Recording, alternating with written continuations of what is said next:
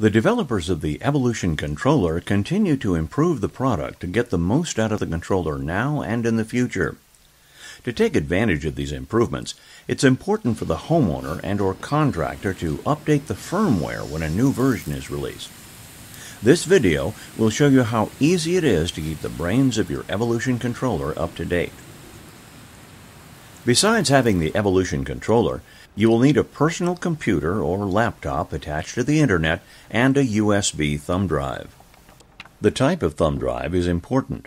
Although most USB drives should work fine with the Evolution series controller, we recommend that it be USB 2.0 compliant, between 1 and 8 gigs in memory size, and formatted with the FAT32 file system.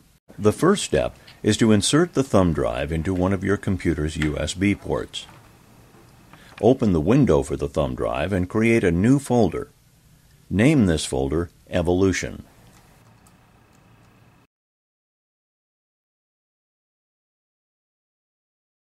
Now open the Evolution folder and create a folder within that folder called Firmware. The second step is to get the firmware. Open your browser and go to Toro's Evolution website, www.toro.com/evolution. You will see a link called Downloads. Click that. You will see a link called Download Firmware Updates. Click that. The browser will prompt you to save the file. Save it into the firmware folder within the Evolution folder on the USB thumb drive. Now eject the thumb drive. Remove it from the computer and go to your Evolution controller.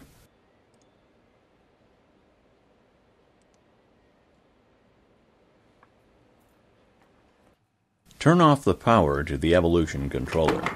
If you have installed a battery backup in the controller, first disconnect that. To cut the power to the Evolution controller, simply unplug the ribbon cable on the back side of the Evolution faceplate. Rest assured that updating the Evolution firmware and power cycling the controller will not erase your existing irrigation schedules. Next, press down on the up and down arrows on the front of the faceplate, and at the same time plug the ribbon cable back into the back of the faceplate. The Evolution screen will show you that you are in bootload mode and will prompt you for the USB drive. Plug the thumb drive into the USB port on the back side of the faceplate. At this point, the Evolution screen will guide you through the rest of the firmware update procedure. To finish, Evolution will prompt you to power cycle the controller. This can be done by simply unplugging and plugging back in the ribbon cable on the back side of the faceplate. To verify the firmware has been updated, navigate to Firmware under the Advanced menu.